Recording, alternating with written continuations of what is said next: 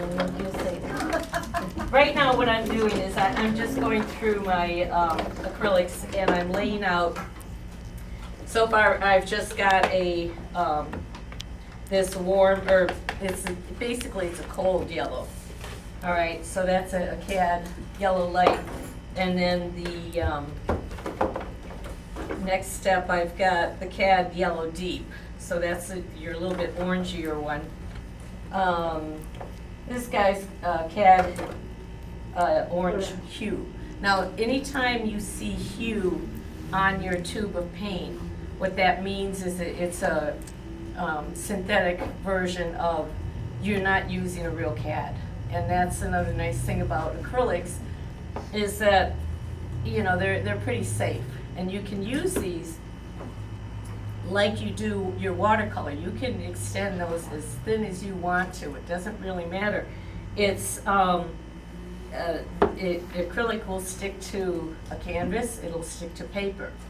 It dries quicker. You can build up those layers. So sometimes I think it's fun to just break away from whatever you're working and just try a different medium, because you'll find that you use it a little bit differently.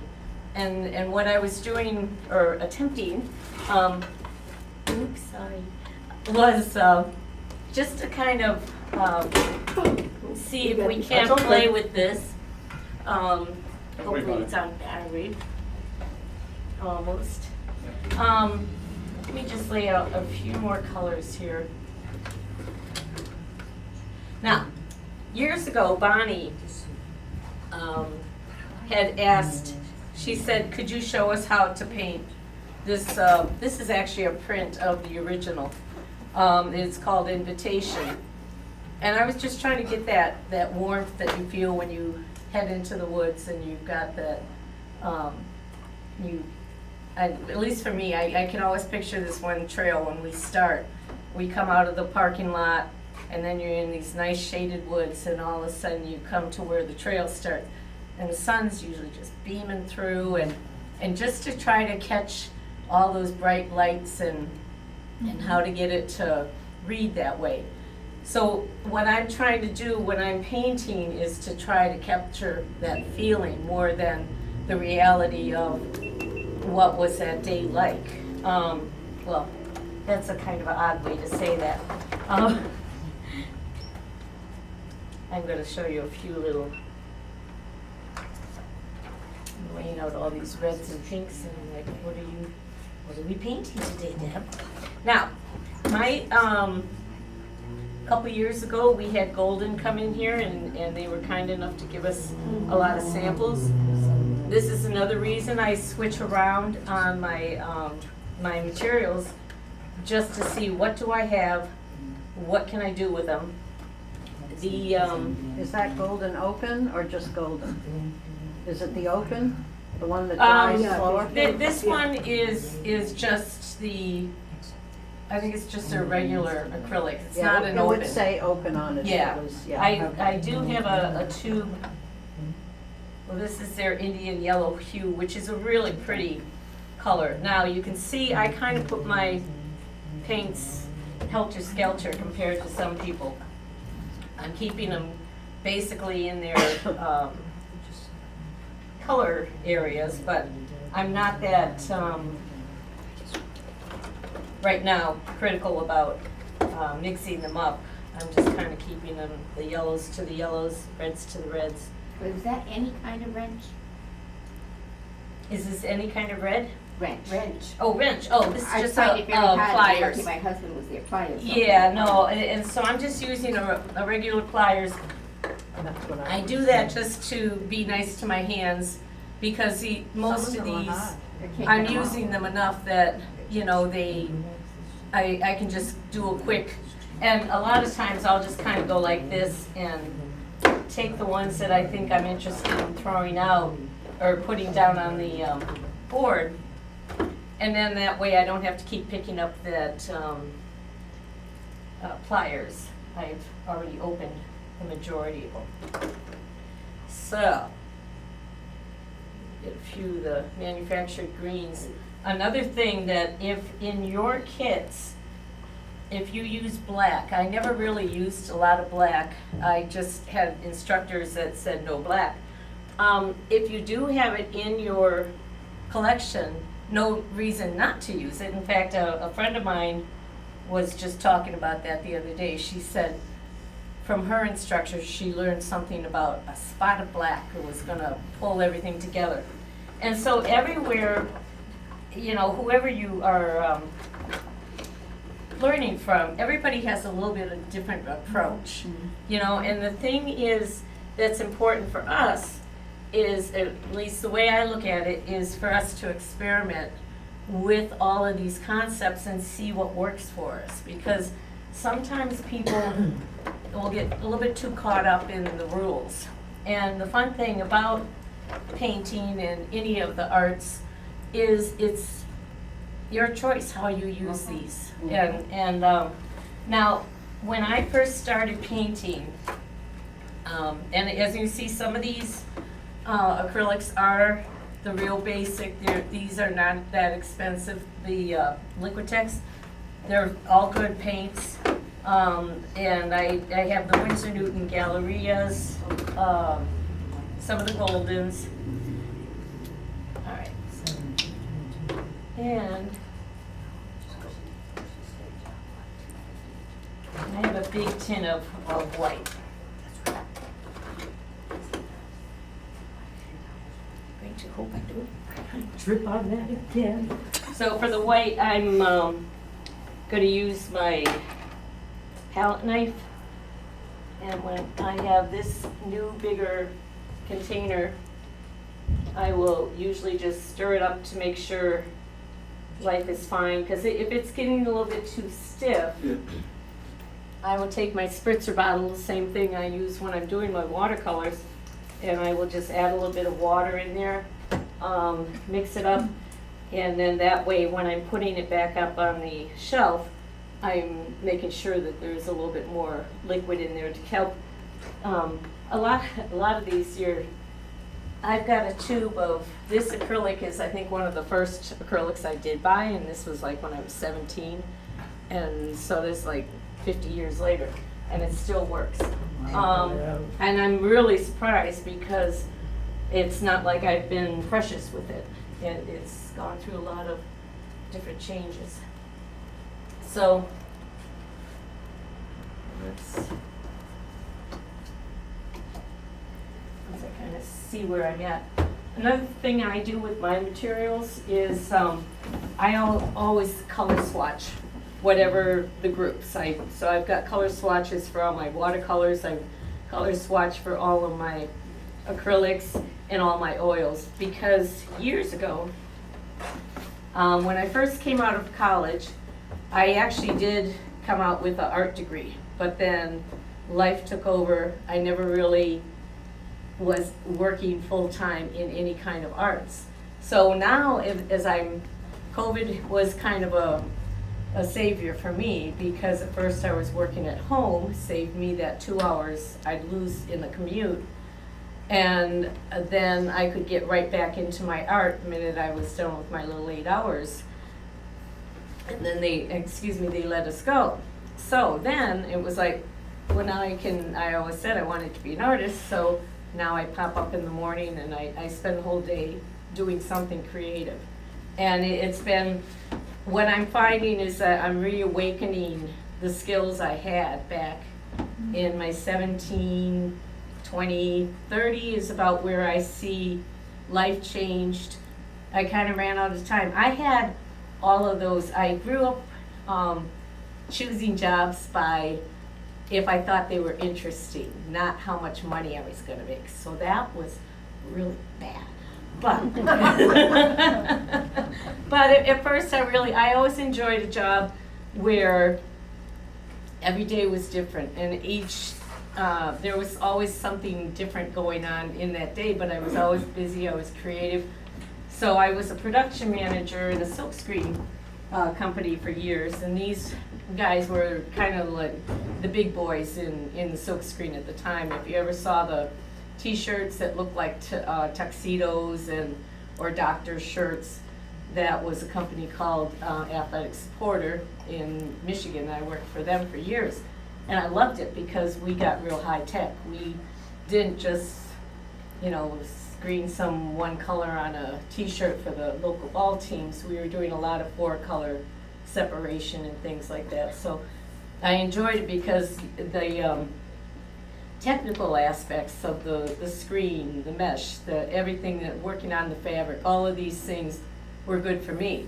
Life changed, and I kind of got sold as company got sold, and it was that kind of company that instead of taking you for what you are good at, they just put you in a spot. And that's where I just saw, boom, that the creativity went down to here. It was, wrote everything the same. Why I didn't really pull myself out of those things was, I'd be in love with someone, or I couldn't leave now, and there was always some little silly excuse, and I just kind of adapted to what was going on. So now I'm finally like going, oh, this is really what I should have been doing, because this is where my little happy place. It doesn't matter what materials I'm working with, as long as I'm being creative, I'm having a blast.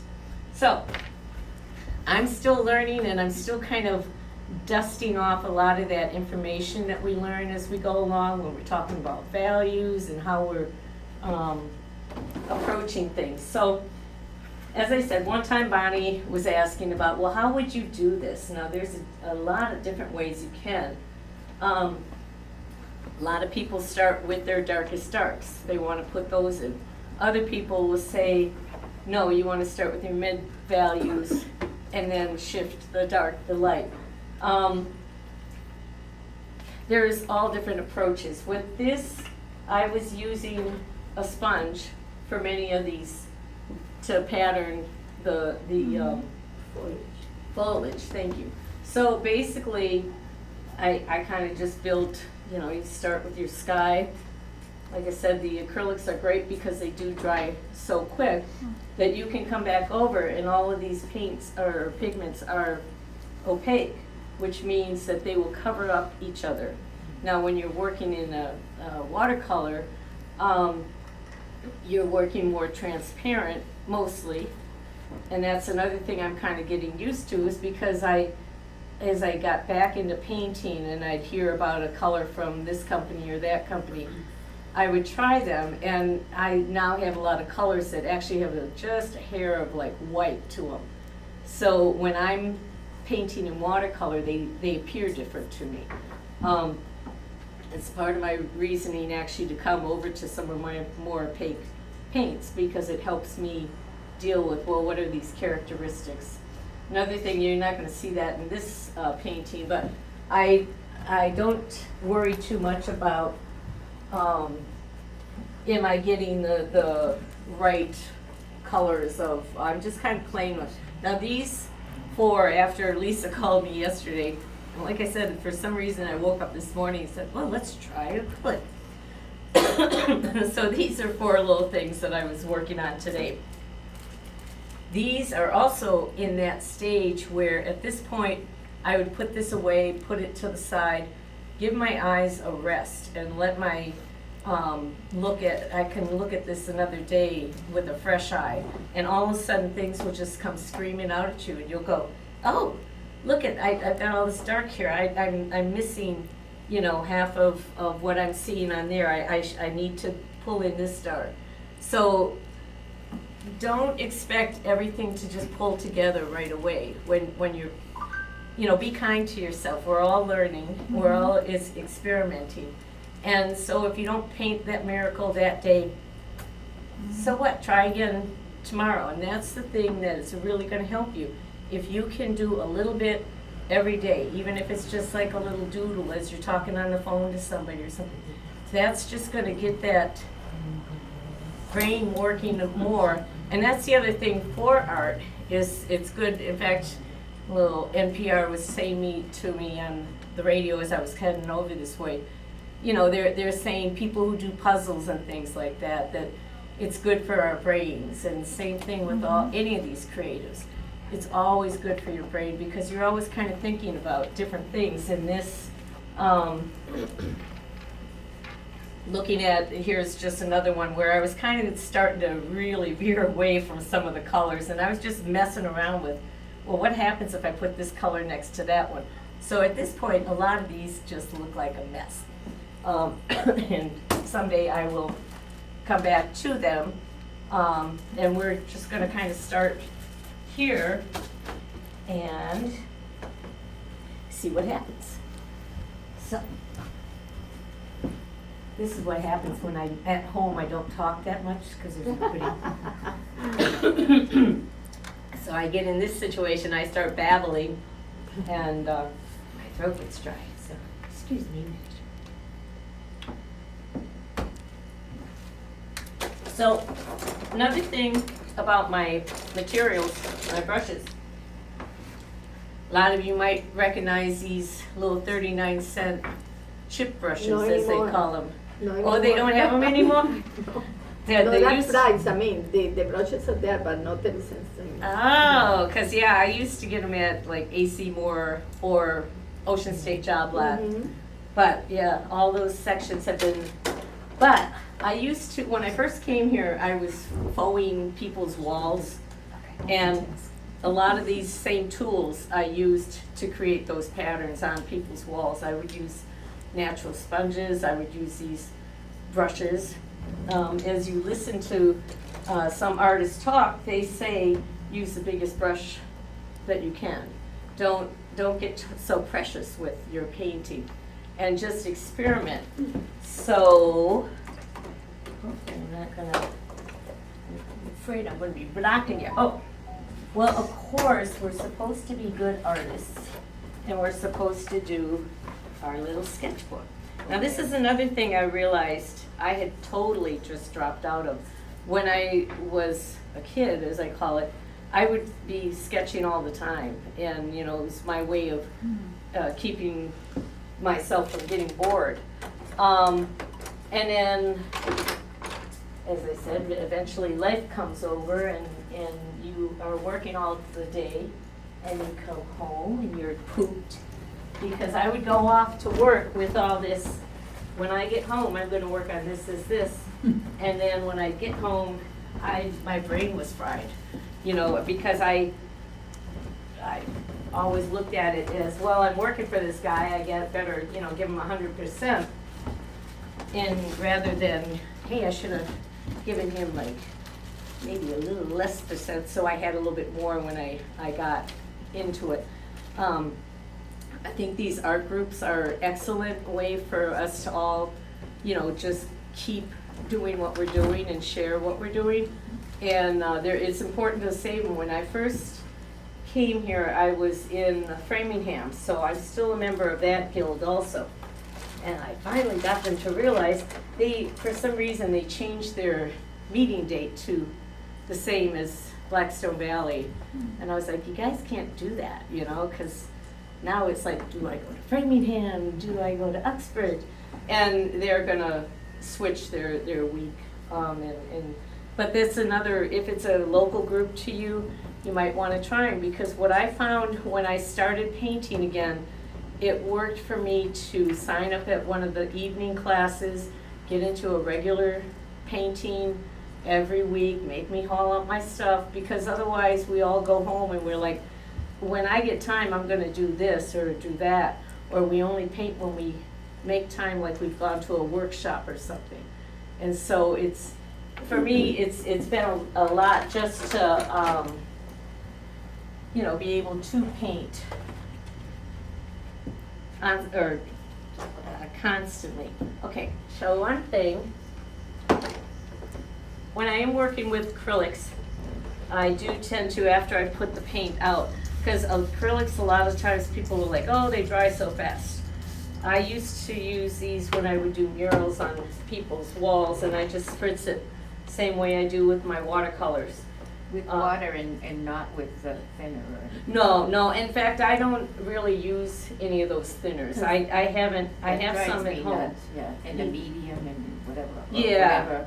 Yeah, see, I have actually not, I have them, I just don't use them. Oh, So, sounds good to me. yeah. Now this is this blue that I'm grabbing right now, this is a little bit of a cobalt, and you can see that has a little bit of red to it.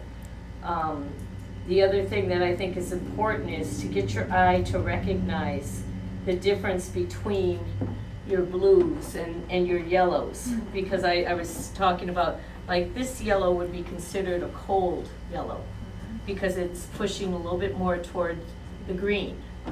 Now this one is considered a warm yellow, and that's actually very dark because it has that little bit of red. So if they lean toward the red, they're going to be considered warm. So your yellow to the orange. Now this magenta here, that is considered a red, but it's also got a little bit of a blue to it.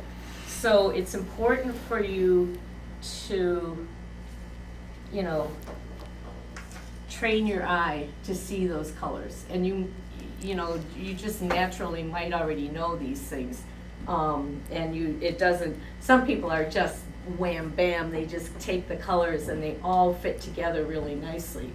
And but they usually take a lot of time to kind of figure that out too, what way do I want to go with this? Because now if I'm coming in here, and that's a strong color. Let's see what we got here. So what I'm doing right now is just kind of like, I kind of had 3 spaces in here, as hopefully you can see. I am right in the way. I'm kind of just looking at some of these areas, and I'm blocking in a few of those spaces. Now, as I said, this will dry pretty quickly, so I don't have to be that concerned with, do I have the exact color mixed on my palette? If I were doing that, I could, you know, here's my lightest, maybe the next step. A lot of the instructors or people will say, instead of using that whole realm of 10, just, you know, break yourself down to 5. So you have a really dark, you have that medium, then you have something in between the two, the dark and the middle tone, and then from your light to that. So this, sometimes, especially if you're out in the sun, when you can lay something like that up next to your board and what you're looking at, it can help you, because especially if you are trying to paint outside or just under some odd lighting, it helps your eye to say, oh, that is kind of in that value. And the way you judge that value is you squint. See how when I hold that white right over there, I see a big contrast in that. If I move it over to the second, it's kind of in that range, which is, to me, it's closer to a 3 or a 4. And this is my middle range of going to the 6 or 5 or 6. And then if I come in here with these big, strong darks. So something like this might be helpful for you. I recommend that you just kind of try things. If somebody says, oh, this is what I do, try it, see if it works. And like, the more I read, some of these very established artists will say, I change my palette all the time, I have this specific palette, this is what I work with. And it's important for us to kind of challenge ourselves that way. Try doing something that you don't normally do. You know, if you're like, well, I like to do these colors, or I like to paint with, you know, very pastels or something. Well, you know, shake yourself up a little bit and see if maybe you want to go in a different direction. So, I'm just going to let that sky sit in there for a minute. And, oh, I have my little gum eraser here. Oh, thank you. And as I was saying, we can do our small little,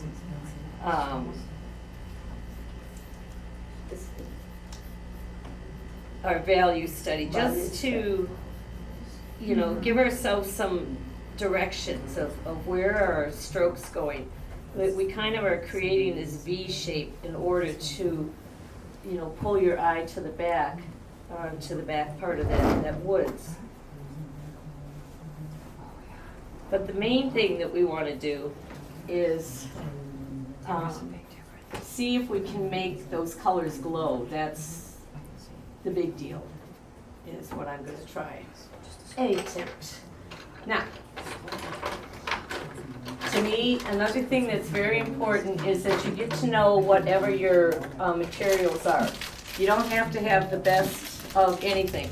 These little cheapy brushes came with one of those $10 watercolor sets. Oh, and speaking of, because you all know that Vern was supposed to be coming here to do a demo, got COVID. Now he actually, both of us are in Milford, and we go to our Milford cable TV, and we've both been shooting little videos. I'm kind of doing mine because I promised my sisters, I'll teach you how to paint, you know, but it just, so I'm kind of directing them in things, but I'm doing the same thing. I bounce from watercolor to pastel or to whatever.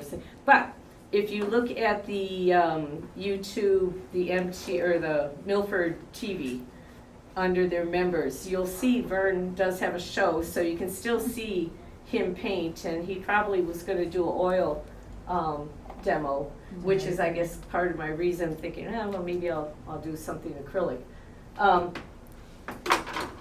started to say how when I started with acrylic, it was when I was 17. I signed up for an evening class in the local town, and it was just, you know, taught by some local artist. I thought he was really good. And actually, now that I think of it, he's one of the ones that first said, here, use a sponge for your foliage. Just come on in, do your background, and then bring these other colors in. So, another thing I did not forget, if I am doing a lot of sponging like that, I will wear a glove, usually. Acrylics I'm not that concerned with if I get them on my hands, just because they're a pretty contained safe pigment. I should have pulled out a little bit of paper, but I did not. When you start up with your sponge, I'm just kind of dabbing at my paint. Now this palette is, I do have these disposable palette pieces, and I just tape them to there. I'm gonna just come in here and block in a few of these areas. I'm working really, really thin, like I would if I were doing watercolor, but I'm covering a lot of space here too. What I'm looking at too is, as I build these colors, I'm looking for how they might vibrate off of the other colors. See, now I've got that yellow, but as you know, with your color wheel, that the purple is the complement of the yellow. So when you're doing things like this, it's good to think, well, what's the complement? What do I want to put next to it? Do I want to use a warm version of that color and a cool next to it? And that's how a lot of people will get a little bit of vibration. So that's why I'm a real big proponent on getting to know your materials, get to know your colors, and be patient with yourself, because it's all a bit of training your eye to see the colors and the way that they can change. Now, I'm kind of wishing this, sometimes I'm leaving the spaces open, and other times I'm just kind of smushing that ink. But you can get a lot of pigment down just even with using this sponge in different areas.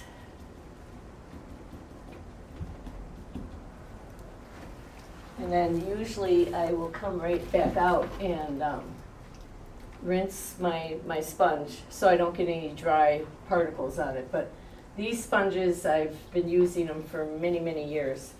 And this is another reason I like to use acrylic with the sponge, because if you've ever tried to do it with oil and then you're trying to wash them, it's a mess. So I really do try to avoid that kind of. Now, your flat brush, these are, a lot of times you can do tons of things just with a basic. Get yourself a basic flat, get yourself a basic round. This is a standard 8-inch. And this one actually I could use it in my watercolors if I wanted to. It has a synthetic, and watercolors are always looking for that tip. But these Taklon and the golden, I find them good for acrylics, and that's what I tend to use a lot of. Yeah, I never gave myself any kind of brown. So I don't have to absolutely have that particular color. Right now, I just took some of this cobalt blue, and I'm adding it to the color that's like a alizarin red. So what I get from that is kind of this nice plummy color, and I can control that, and I can bring it to, but you can get a lot of, difference when you make it a little bit bluer and a little bit redder, and you could just make those areas a little bit more interesting in here. So, let's see if I just want to come up here and kind of start to tell myself where these trees are.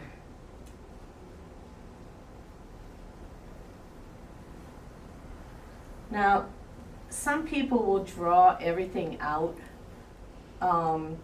For this type of painting, I'm not bothering it. Now, when I was going to school in the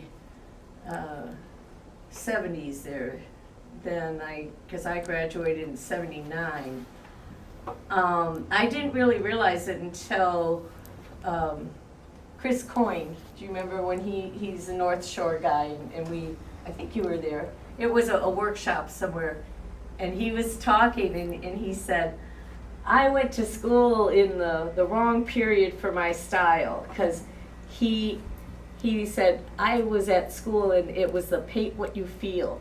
And that's what I had, but my tendency, what I had wanted, what I thought I was going to do when I went to art school, I thought I was going to learn more realistic. And and I thought I was going to learn how to draw and do all those things, but it depends on your school. And for me, I just didn't even know it until I was in there. And I always worked dark and moody, and I worked with a limited palette because Andrew Wyeth was my hero, and he does amazing things with just a few pigments. And so I had an instructor one time in one of my painting classes. He was all Mr. Pastel, and pastels are not my color. I'm a strong color person. And so it's funny how you don't really realize how that's affecting what you're trying to put out, or almost kind of intimidating you into, but sometimes it helps you to stretch too. So there again, just keep, trying different things that challenge you, because we're all helping our little brains by challenging ourselves and teaching ourselves new things. Now, a lot of times when you hear some people say, oh, I'm self-taught, and sometimes it just sounds very, I don't know, arrogant to me. But other times you think, well, I think we're all self-taught. We can all sit in the same room and get the same information, but how we process that is differently. So I'm actually going to grab a little bit of a brown over here. So back again to the, just experiment with things, play with it. See, when I forget my pliers, I can usually grab my shirt and it just cushions my hand a little bit to make that easier. Some of these are a little bit drier than others, and that does not make me say, oh, I can't use that anymore. I usually just work a little bit of water into it, and it'll start right back up. And then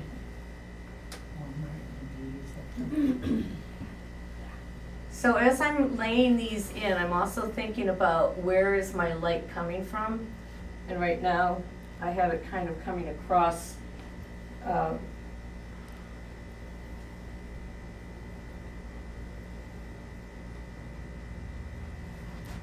just laying in some of these darker lines.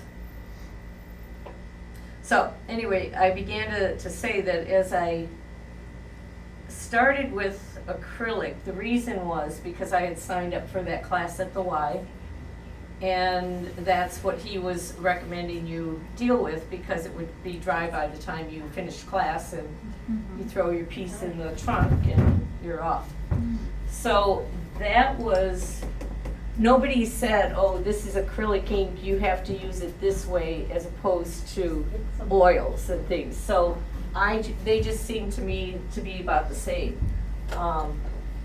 And so I always kind of treated them equal. They had different characteristics, of course, but I just always kind of used them the same way. See, now, years ago, this is a Da Vinci acrylic, and I believe that Cheap Joe's Journey is made by Da Vinci Company. So it's basically the same type, and years ago, these guys used to send out these samples. You can get them for like $20, and you'd have a whole set. As you can see, they lasted for me. Probably they wouldn't have if I was more just an acrylic painter. So a lot of times I'm lighting or putting my light in before I start darkening things. And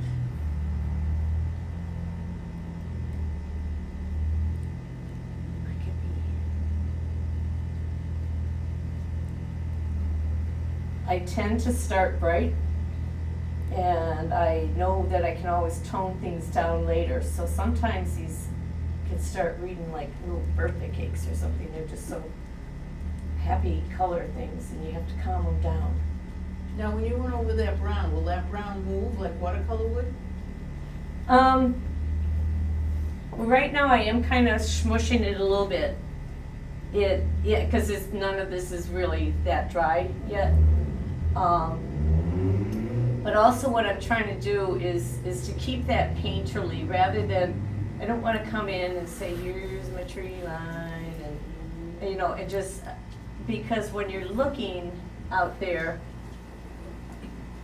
and you see how, especially in the woods, I always find it challenging because there's just so much, it's all coming at you at the same time. And you're like, well, how do I get that to read?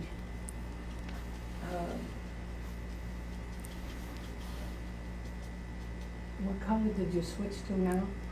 Now this is actually, it's kind of a greener blue. I will have to see what they are calling this one. Green? This is a phthalo blue, the blue shade.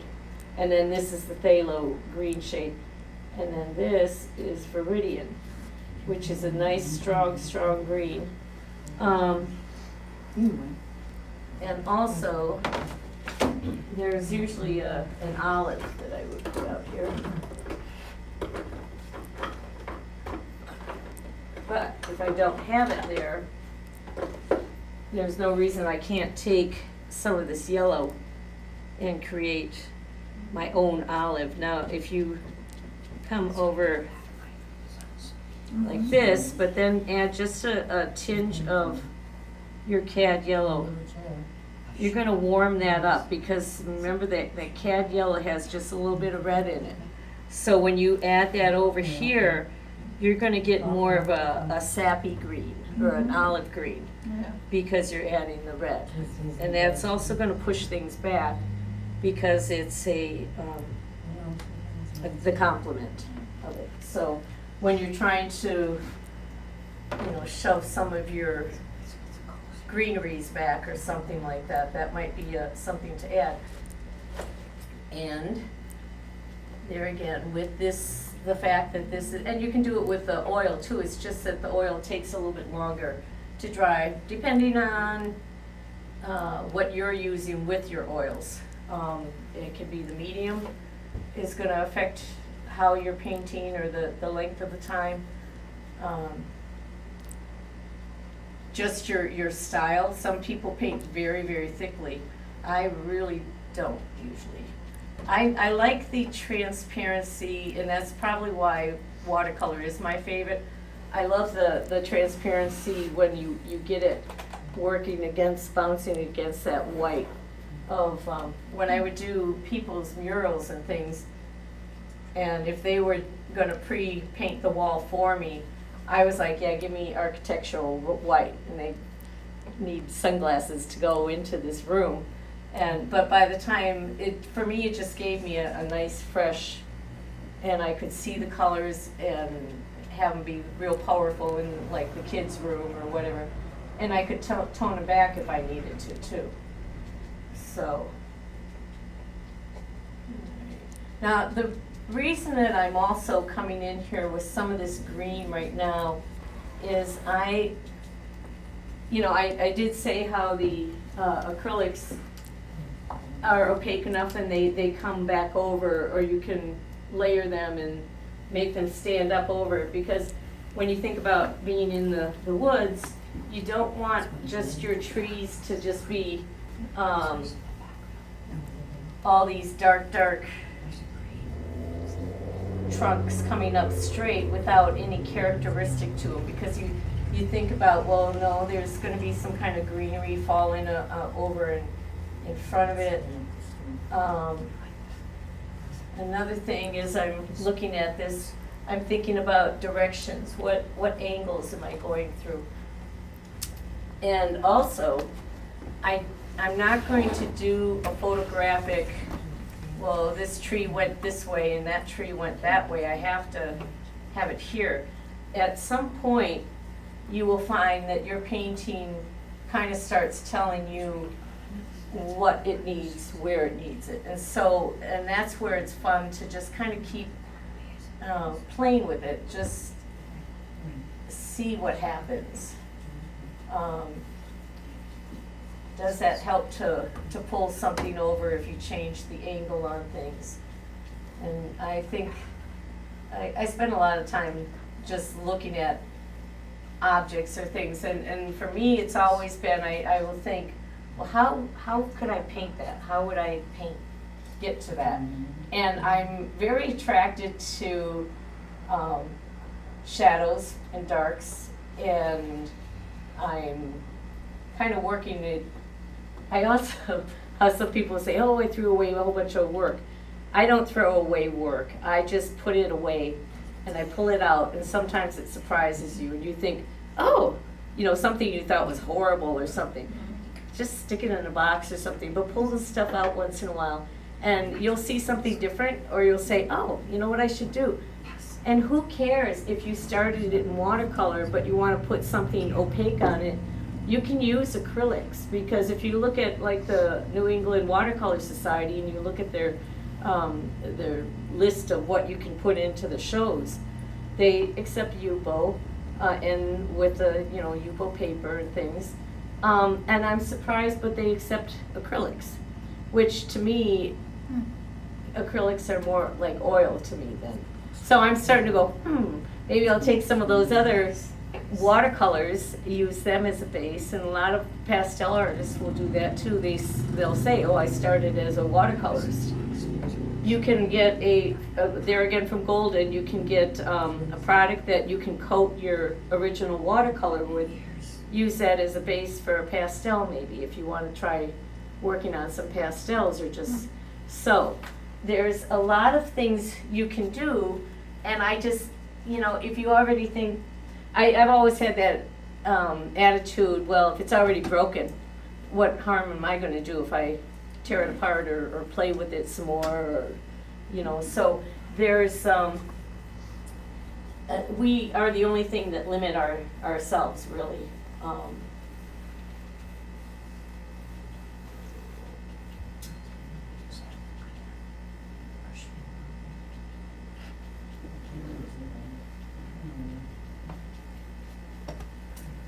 Now, if I hear any snoring,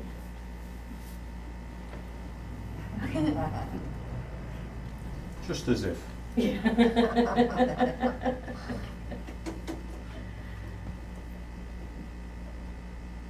Come in here and grab some of this.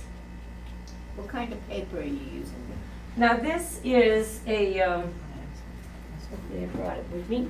It's called Paramount and it's oil paper. Oh, are you kidding? I was supposed to bring that with me to show you, but it's something that you can buy from Jerry's.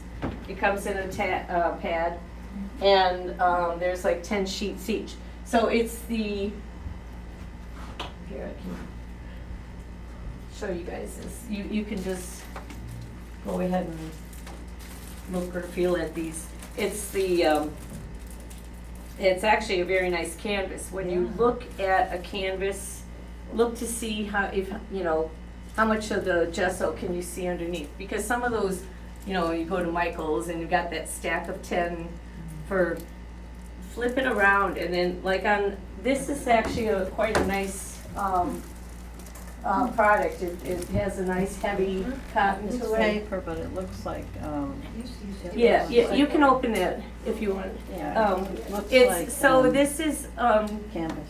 no, it is canvas, Oh, it's and it's coated with a gesso. Okay. So if you were to decide, oh, this is so lovely, I wanna show it in my thing, you can, you know, get yourself a board or some kind of backer, and you can use, some people will use the acrylic mediums as a glue. They'll put some, you know, really soak this side because that is the cotton that's gonna be absorbent.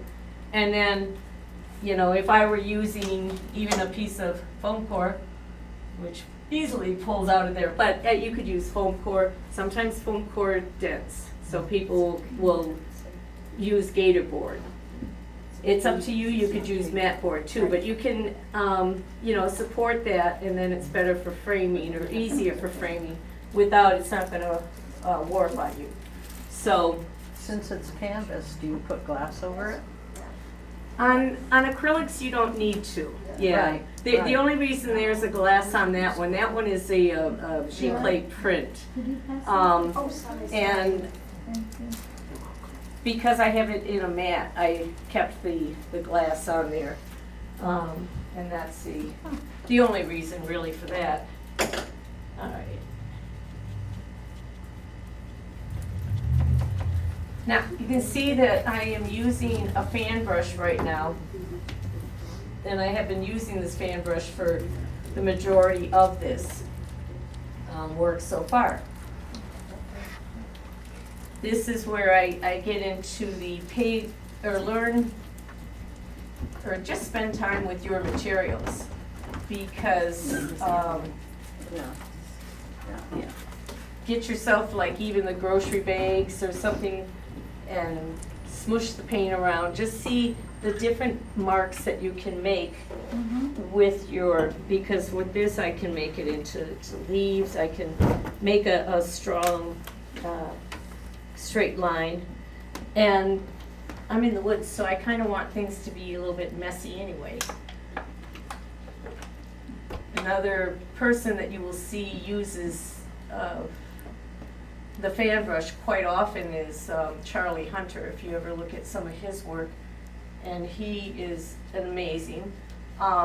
He also works more like just in the sepias and things, so he's doing more tonal work. And I read somewhere where he said, yeah, he realized that colors became too much. It was too much to figure out, how do I mix that color, how to do this. That's why some people like to go to pastels, because they go, oh, that's the color I want, and they can see it. But pastels can be quite the investment also. So it's always good if you can train yourself to mix your own colors. And you can always just start with a basic. But things like these acrylics, they come in such a, you know, a smorgasbord of different colors. It's your palette. If you want to have 15 shades of pink on it, you go ahead and you do you know. And if you want to do more things that are, you know, more subtle or all in the same family. And What is the name of the artist that you say? Charlie what? Hunter. Charlie Hunter? oh yeah, Charlie Hunter. Yep. He paints with a squeegee. He paints with a squeegee, and he's very particular about that squeegee too. But his work is just beautiful. It just has such a loneliness to it sometimes, that he gets a lot of emotion in his work, which is what I just drool on. It's very pretty. Pretty, yeah. They get mad when you say pretty.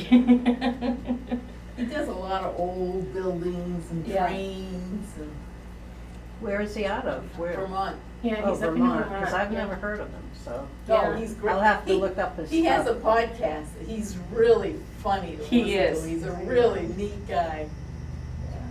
Yeah, and now another thing now that I have been participating in that I love is because I'm more of a visual learner. So I like if some of you have heard of the Eric Rhodes and all of the Streamline Publishing, and if you don't know of him, look it up, because every noon they have a little demo.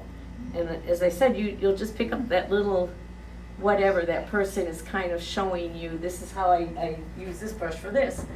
And it's just like a smorgasbord of all these different artists that you can learn from. And I've done the watercolor live a couple years, and now the realism live. For me, I've gotten the middle range, which is about $400 for this week of learning all these different things, and then you still have access to it for another 30 days, or not 30, but 60. So that works out for me, because then I can just kind of clear my calendar, and I'm like, okay, I'm busy, leave me alone. And I would just work and go through their, whatever they're teaching, and I'll make my sample of whatever they're sampling. And that's how it works for me to learn different techniques, because if I watch it in my head, I'll think, oh yeah, I can do that. But then when I actually go to pick up my brush, I'm like, I'll be thinking, well, what was it that they were talking about? What did they say? And that was even when we would go to workshops, and you'd come home and you'd be so excited, and you'd have this whole new vocabulary and then you didn't get a chance to get back to it for a couple weeks, and then by the time you did, you were like, oh darn, what was it that, and everything kind of fizzles. So if you can just take a few of those little parts and get yourself to practice with a little bit more, you'll see things will start to really kind of click for you. The more that you're hearing all these, they're all saying the same thing. They're all saying, we're values. Okay, see, I am working really loose here, and really wet. So I've got drips. Those never bother me in my watercolors either. I kind of, but this is still wet, so I can move that stuff around if I want to. So, and this is all very, very thin.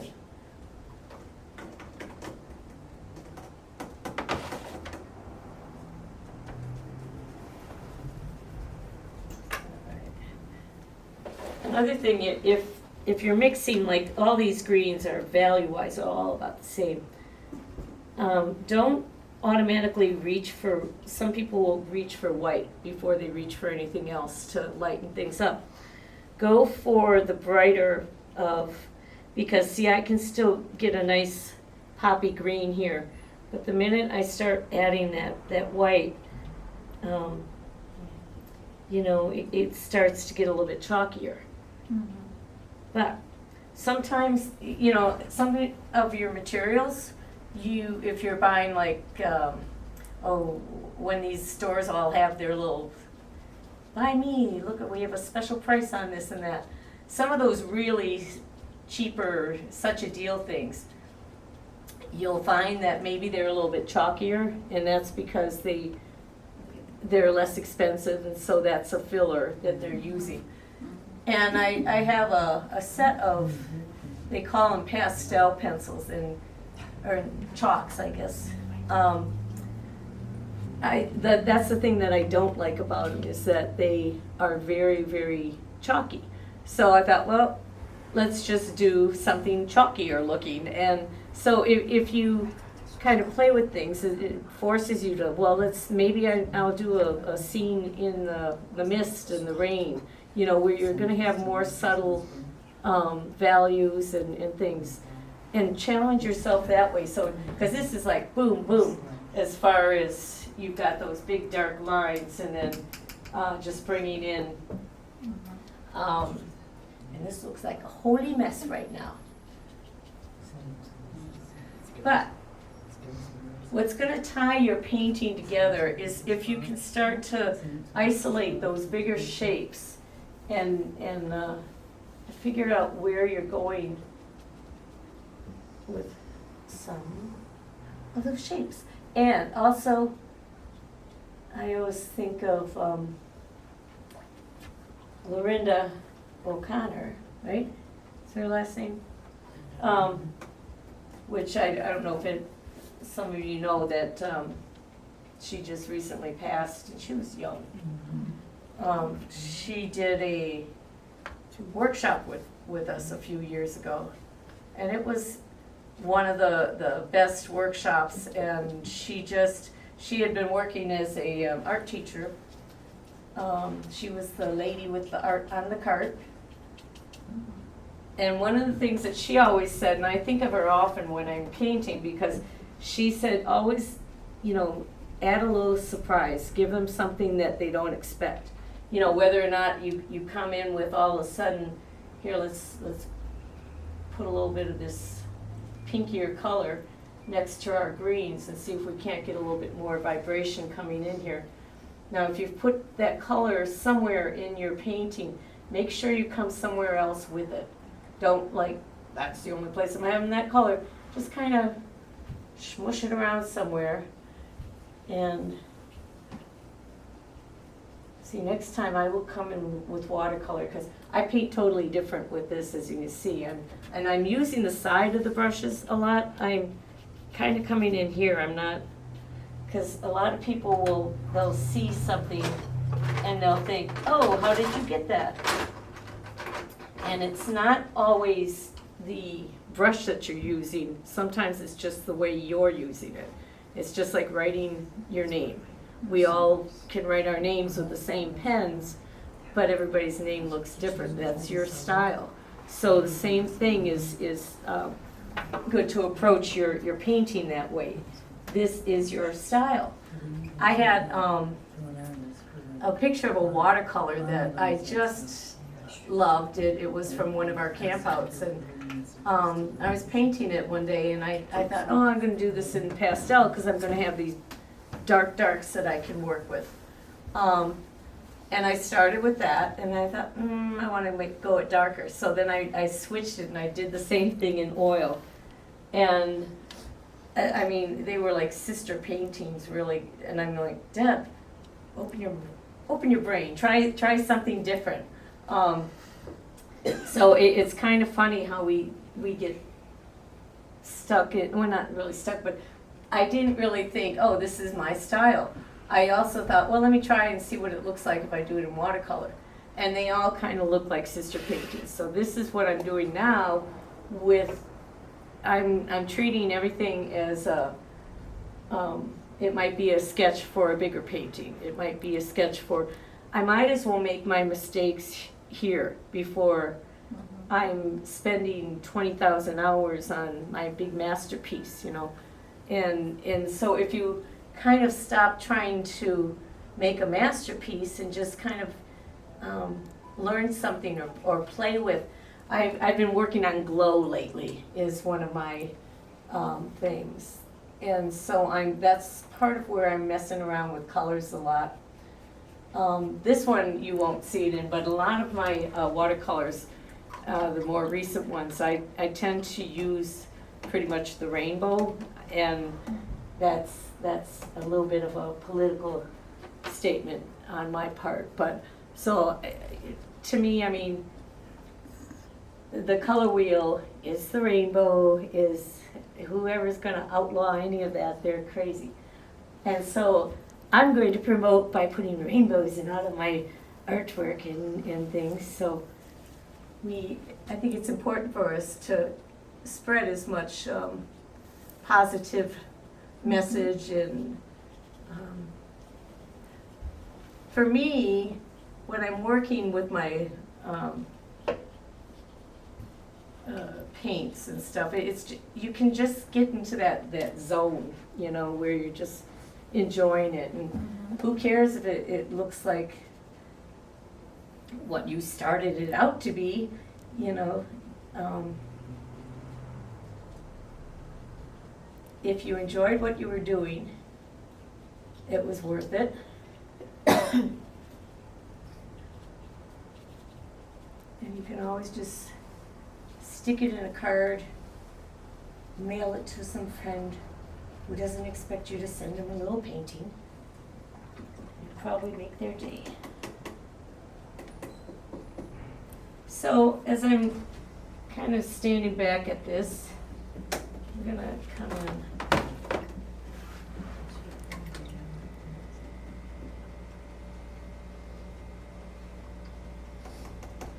So I'm starting to look at where am I throwing that light. I'm gonna look at more purple.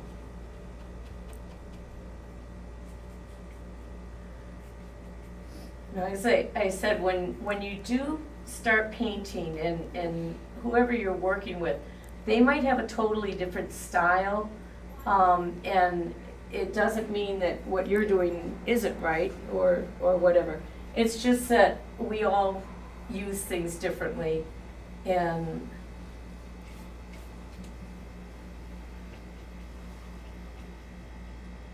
I very rarely use a fan brush. I find it's amazing that you got all that done with that brush. yeah, and it kind of forces you to be more painterly, because and so that's why it's kind of it's a good experiment, because I'm sure we're all similar in the fact that, you know, you look and you think, oh my gosh, look at all these brushes I have. But then you think, well, what does it do? And until you pick it up and start messing with it, you're not really going to know, because I have, I experiment a lot with a lot of the cheaper brushes or clearance ones. Now, these are Sapphire, Robert Simmons, and this is a one, but it's a liner brush. So as you see, you've got that 1 inch of just very fine.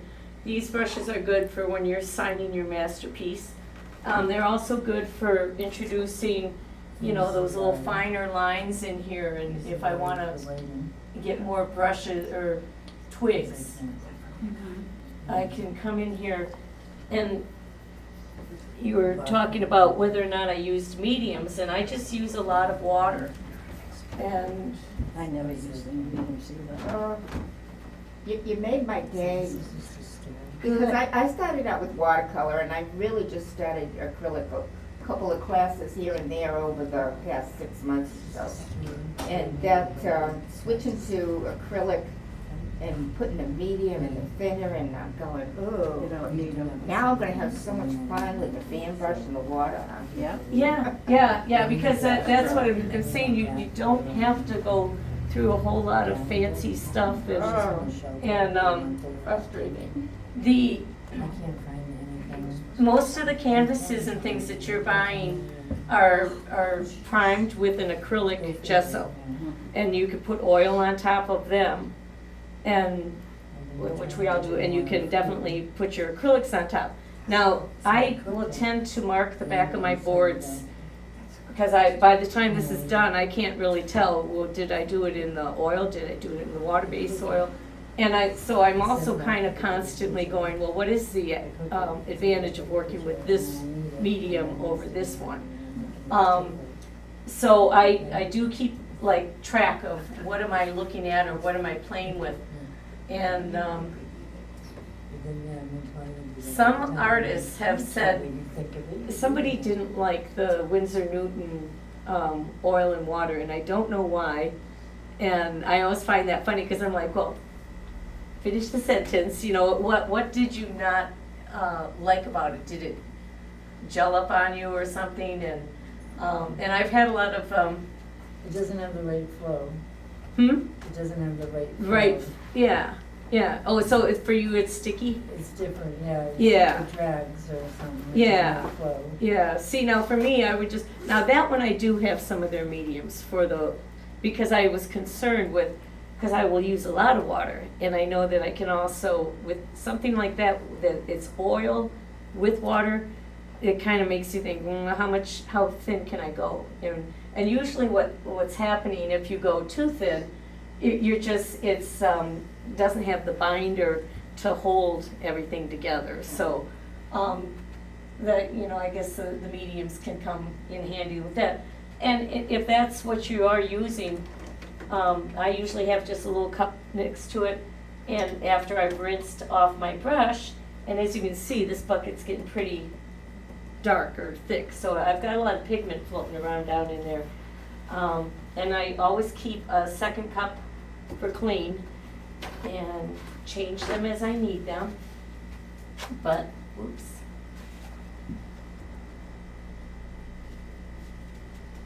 I lost whatever train of thought I was babbling about. Alright. So what I'm doing now is I'm just kind of squinting.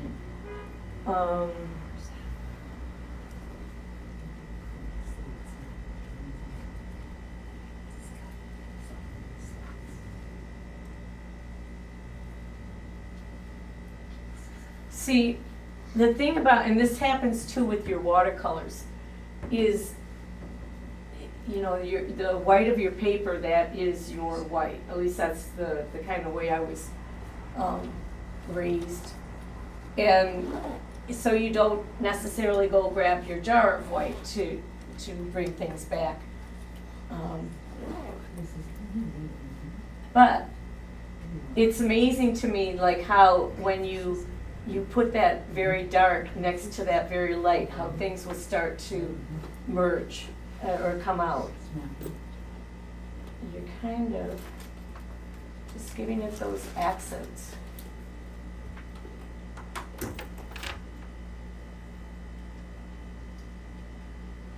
And different people will see different things in your work too.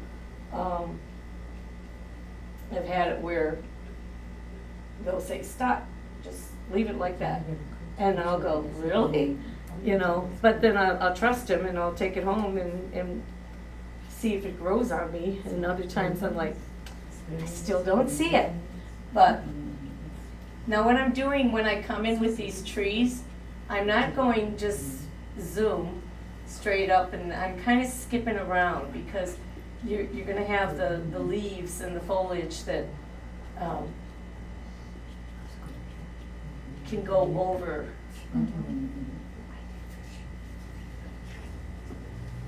So see, if you exaggerate that a little bit more, think you've got your sun coming in this side, so you need to kind of put something darker on the one side of the tree in order to try to get that light to start reading a little bit stronger.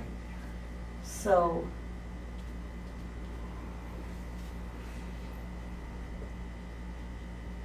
Yeah, got a lot done in an hour and a half. It's pretty darn good. I don't know if it looks like anything, but Yeah, from here. we'll see. Well, after I was like, oh, what am I showing up here for? They're gonna say, what are you doing? But to me, it's just part of our learning. The more we experiment, the more you might discover a whole new, so that gallon of paint that you spilled all over the garage floor, you could be the next Jackson Pollock for all you know. So, when I was going to school, they encouraged you to experiment with things. So we were not, now I see that I would have loved to sit there and draw the shadow on a cone or on a ball, and other people think, oh, I don't want to do that, but I'm kind of doing that for myself, because it just opens up so many more doors. You're like, oh, well then when I'm doing a face and I'm curving here and there, so you can always learn, something, and it's good to go. It's like piano in the scales, you need your scales in order to advance into. So the same that we're doing here, we need to get familiar with our colors, and right now I'm just kind of playing around. Oh, and that's another thing I like about this little scripter brush is it's like doodling to me.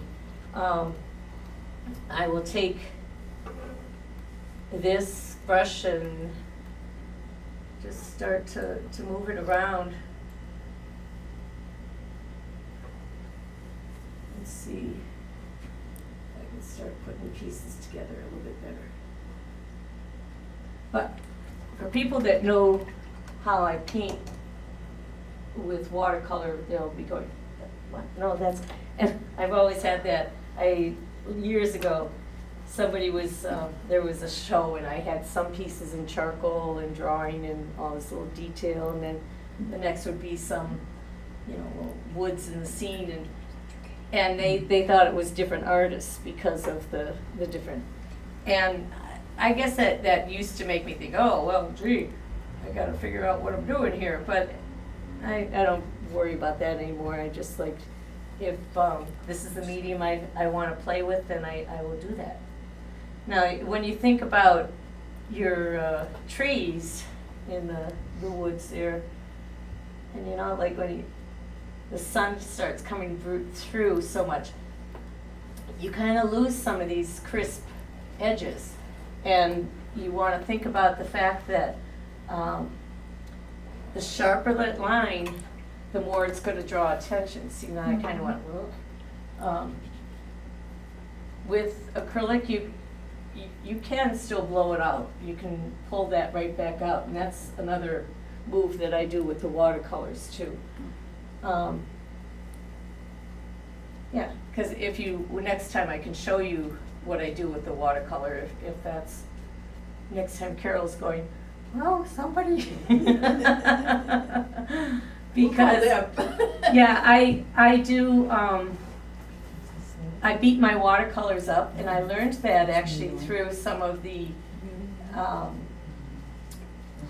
watercolor live demos. There's a guy out in England, David Paxton, is it? Or he is so funny, because some people, you'll hear them talking about their watercolor paper and they're so precious with it.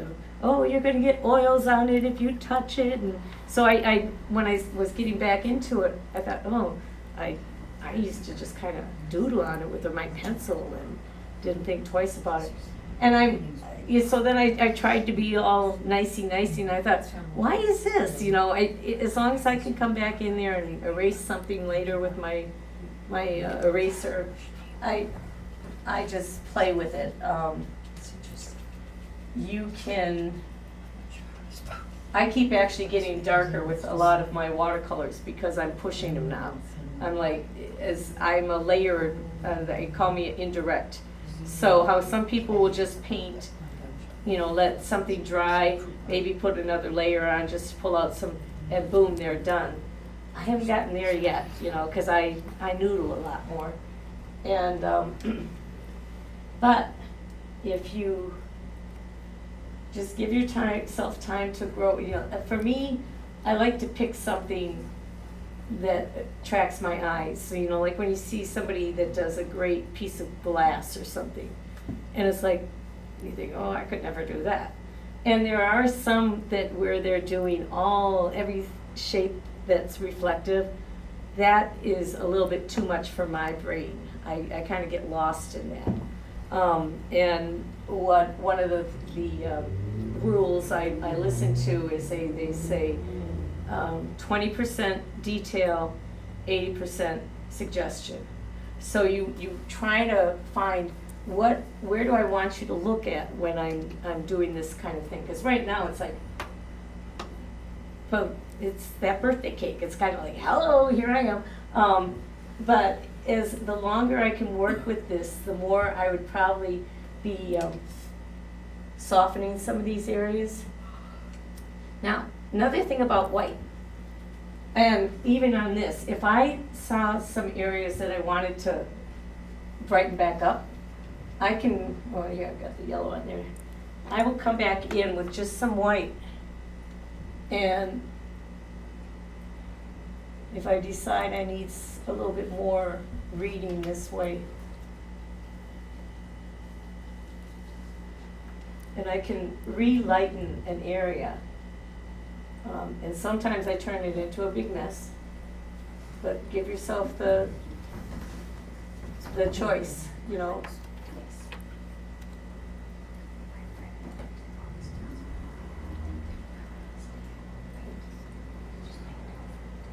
Now, what I was starting to say about white.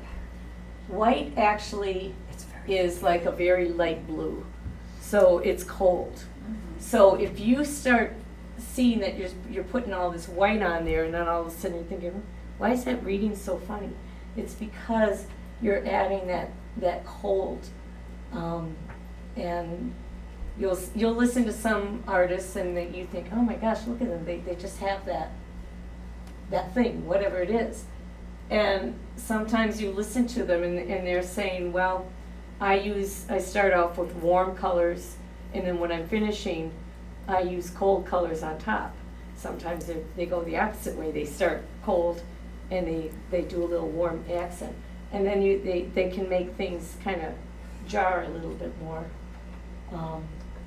Another thing, sometimes I have flowers. Those, oh boy, my eyes just go wacky on those, you know, because there's just so many shapes and things. But that's what you're looking for as you're painting whatever that is. You want to squint and say, oh, well, that's just a little bit darker right there. I can, you know, just soften that. Let's see. To me, acrylics, I can keep them as soft as I need to just with that water. And that's one of the little areas I was going to say, just kind of let that edge soften and not. If you stand back and you see something kind of going boing, just go in there and kind of say, let's knock you down. I can always bring you back up.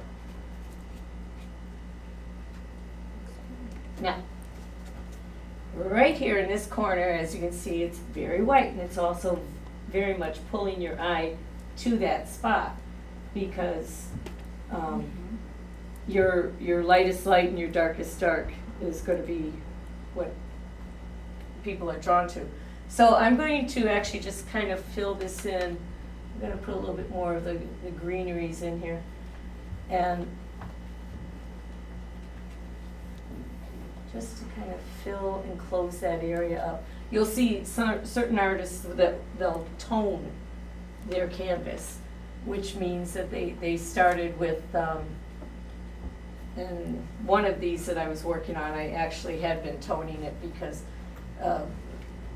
some people think, oh, you can't treat the acrylic the same way you could on a oil.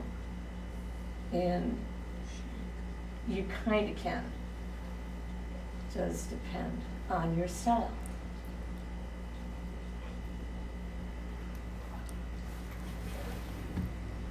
So right now I'm trying to bring a little bit more of a reading. I have to think about my son coming in here. don't be afraid to experiment too, because I remember somebody said, oh, don't try sun rays, they will mess you up or they'll look stupid. So when people say that to me, I think, oh, well, I don't know, can I even make it look like that? Experiment with it and see if you can pull in a direction of light.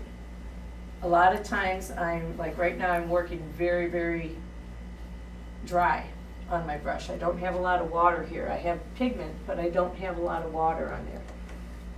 So I can kind of dry brush over different areas. There's no reason to not, use something like that. And this is another, if you want to add more branches, sometimes it helps if you have paint on it too. But I'm not getting too much off of that. I'm gonna take the small guy a little bit.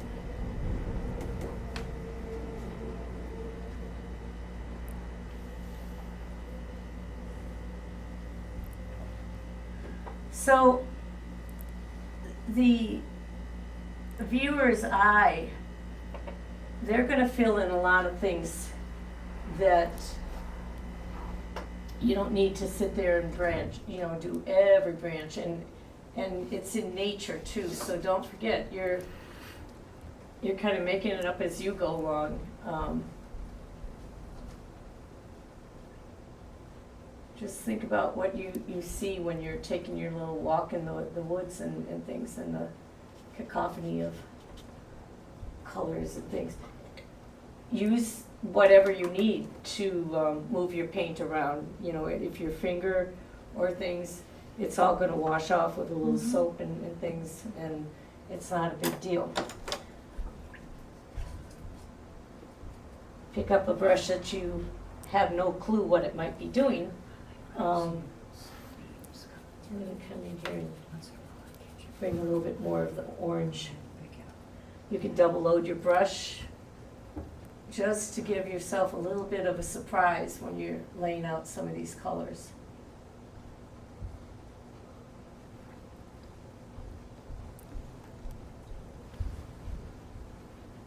And have fun. And don't worry about if it looks like much of anything or anything. We all learn at different paces, and we discover things as we go along, especially when you have the chance to, just more so focus on your art. And it's hard because it does take space, it does take time. It's really not something you can always just sit down and say, okay, when I say I'm gonna sit down and knock this out in an hour, boy, do I get, I'm like, oh man, what were you thinking you were gonna be painting and things, so. Later on we come. Yeah, and I'm gonna come back here with this little sponge. But see, this was painted back in like 2007 or something. And this was done? This one originally was done with the oil in water. My styles have changed, since then, because I'm getting more freer with things, and I'm kind of messing up. And I'm playing a lot with the different colors. What can I do? And so other things to look for is your design itself, Are these trees too evenly spaced? Well, they might be. They're pretty even. So look at that and think, what can I do about that? Do I add another tree? What about a broken branch coming off of this way? Something to divert the eye from going boom, boom, boom. You are the master, and you get to try to guide their eye around your painting. Whoop. See, and I'm getting kind of a curvy guy from that.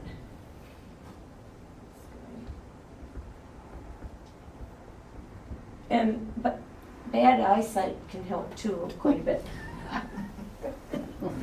I do find that sometimes, like, I'll have my glasses on, but I kind of go into like that million-mile stare, and you just start going, oh yeah, look at that, I haven't, I miss those values and things, so, just have fun, enjoy it. Now, if tomorrow I woke up and I thought, oh, I could just take these paints and continue to cover things up.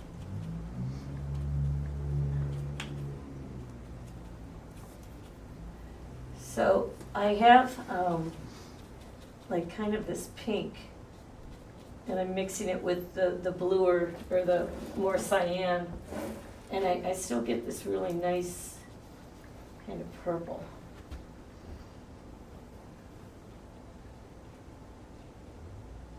So if you kind of just bring in some of those next to that other color, that it's the complement and things. Next to that other color. You know the one I mean.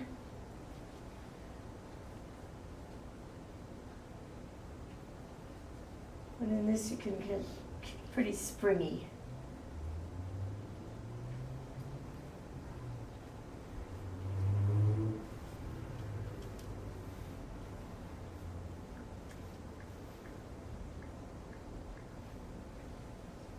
I don't know that I'm showing you the walk in the woods or not.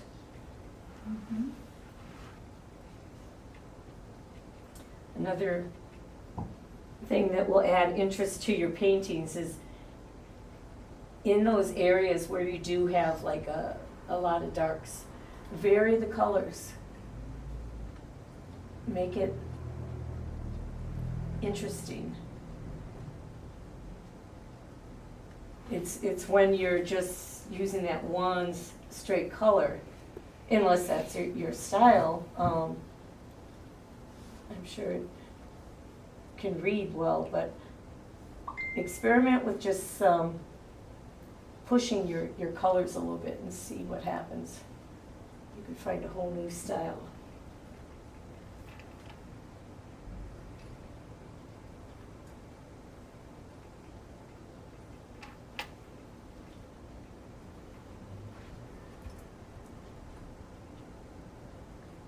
Just trying to push that center guy a little bit further back.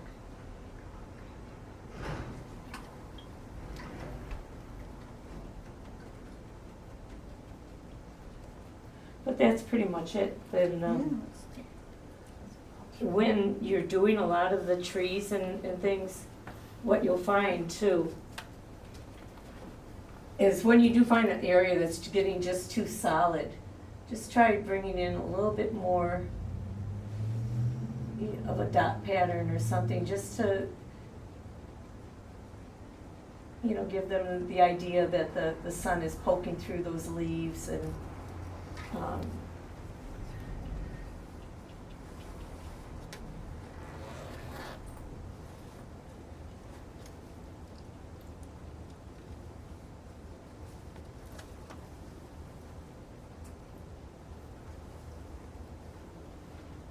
see it, yeah, I like the way that purple's kind of breaking up that area a little bit more.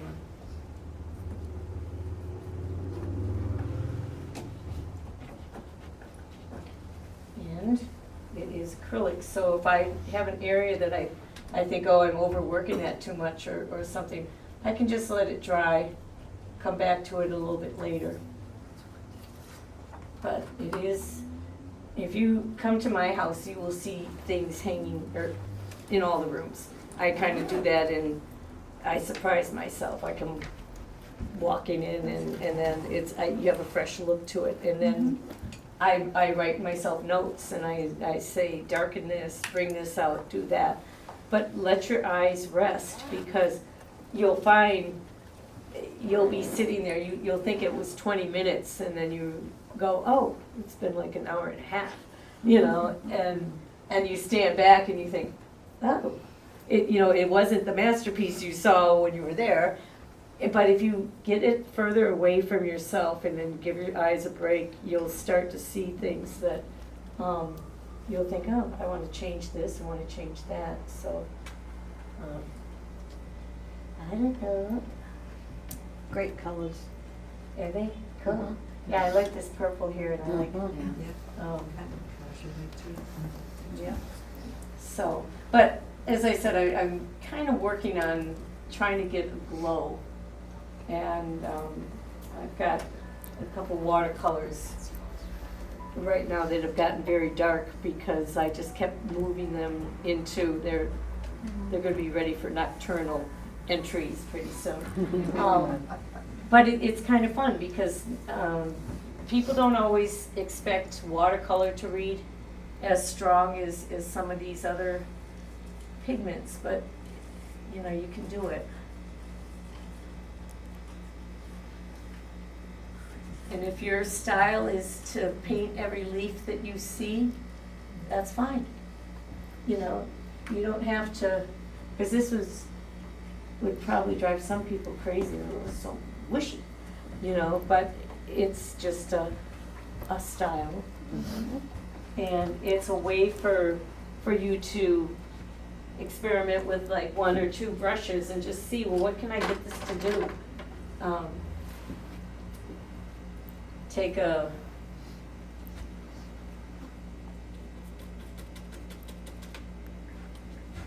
old flick the finger, add a little texture.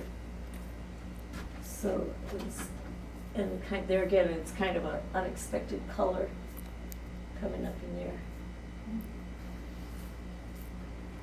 So there's a lot of things that you can do just to, you know, try to get a little interest going, and the people will go, how did she do that? And you'll say, she stole her boyfriend's toothbrush. Little does he know. But even sometimes that just, you know, doing this, like if you're doing a board or whatever, and just adding those little spatters makes it look a little bit fresher. So don't try to make everything so precious, and just let it kind of go.